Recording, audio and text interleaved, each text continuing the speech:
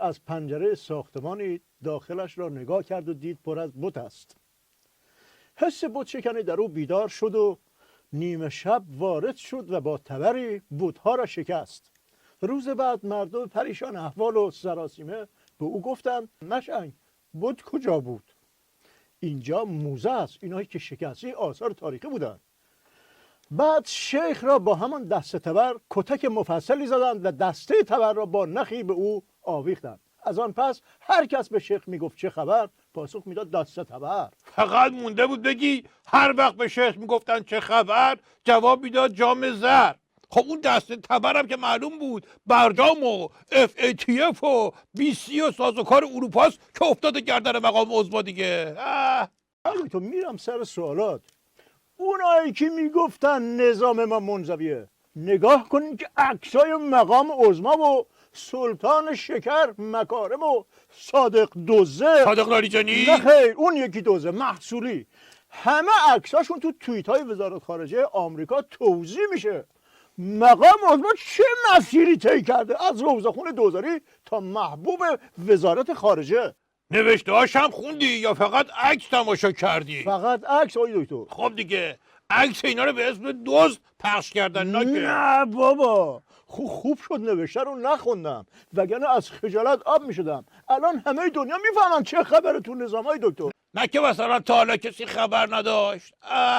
مرحوم ابوی همیشه میفرمودن بزن بهادر عرض کردم بله میفرمودن که طرف دستگاه دزدیاب اختراع کرد، برد آمریکا چک کرد تو نیم ساعت 7 تا دزد گرفت.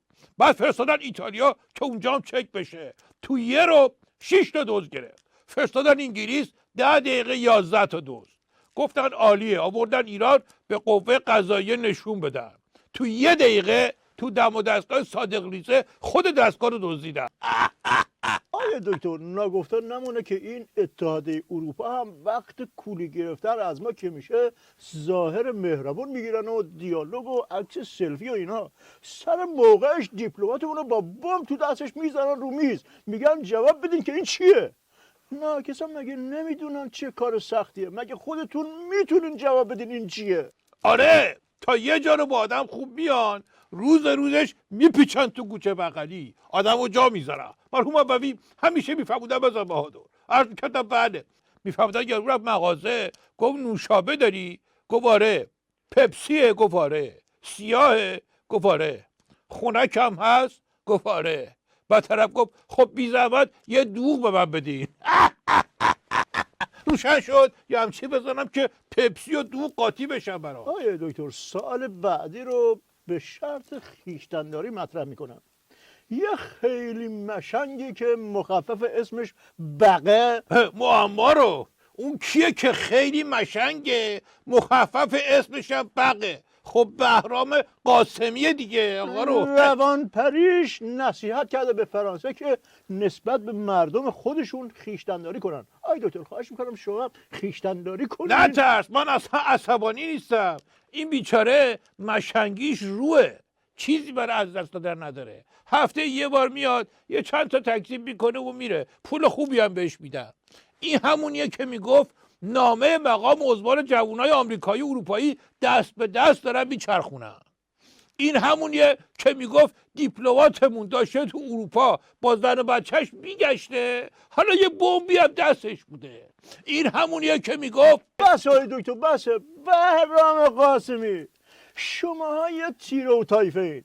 تو و اون سلامی اون حاجی زاده و بقیه‌تون اگه یک قطره از شما رو به کوه به اون عظمتش تزریق کنن، کوه به اون عظمت به ارعر میفته. سوال خطر گاو چیه؟ شاخ زدن. خطر خر چیه؟ جفتک زدن. آفرین. پس هیچ وقت از جلو به گاو، از عقب به خر، از هیچ طرفی به احمق نزدیک نشو. خویشتن‌داری کن همینجا. آی دکتر موضوع بعدی خیلی خوشحالم بابت قانون جدید خرید سربازی. چرا این قانون چیش به تو مربوط میشه؟ کافیه یه تفکر دبش اقتصادی داشته باشین. یه چیزی تو مایه های سازوکار اروپا برای دور زدن تحریما حسابشو بکنین. اگه سربازی خریدنی بشه فروختنی هم میشه. میتونم برم سربازی بدم یه پولی از دولت بگیرم اصلا بنگاه خرید و فروش سربازی رو هم میندازم. یه عده رو استخدام میکنم که سربازی بدن، یه سودی میکشم روش، به اونایی که میخوان سربازی بخرن ارزونتر از دولت میفروشم، میشم سلطان خرید و فروش سربازی. راست میگی، عین سازوکار اروپاست این چیزی که میگی. یعنی من مثل اونها مغز اقتصادی دارم آقای دکتر؟ نه خیر، اونا مثل تو از حول حلیم افتادن تو دیگ. من فقط میخواستم اقتصاد اون از تو بحران نجات بدم. لازم نکرده تو زحمت بکشی، یه جوری قضیه بیخ داره که با این دوا درمونا درست نمیشه. مرحوم ابوی همیشه میفهموندن بزن بهادر، عرض کردم بله، میفهموندن که مادر پسرشو که عادت بدجور داشت به دزدی برد پیش روانپزشک. طرفی که با پسر صحبت کرد به مادره گفت خیالتون تخت دیگه دزدی رو میبوسه میذاره کنار. تو راه برگشتن پسره عقب میموند. مادره گفت چرا اینقدر یواش میای؟ گفت آخه کفشای دکتره بزرگه نمیتونم باش درست راه برم. روشن شد یا برفستم سراغ روانپزشک. آقای دکتر، سر دو نرخه کردن بنزین من تو کف این موندم که حاجی روحانی چطور روش میشه راست دروغ بگه که همه جای دنیا قیمت بنزین تو روزای تعطیل و غیر تعطیل یا صبح و بعد از ظهر عوض میشه. من هر کاری میکنم روم نمیشه اینطوری دروغ بگم. خب پس همین شغل مجریگری خودتو دو دستی بچسب که هیچ وقت نمیتونی رئیس جمهور نظام بشی. از قدیم گفتن از اونی که به دروغ گفته نپرس چرا. انگار داری درخواست میکنی که یه دروغ دیگه تحویلت بده. این کار حاجی روحانیه. این که میگه همه جای دنیا نکنه یه دنیای دیگه رو میگه. آره دیگه، یه دنیای دیگه هست بهش میگن دنیای شبکه خبر. اونجا هیچی گرون نشده، وضعیت اقتصادی توپه. آمریکا به خاطر خروج از برجام منزوی و سخت پشیمون. کشورهای اروپایی التماس میکنن که با نظام الهی با همکاری بکنن. چین و روسیه دست به سینه وایسادن، میگن هرچی نظام الهی بگه حرف همونه. قیمت بنزین هم صبح و عصر و روز تعطیل و اینا همینطوری عوض میشه.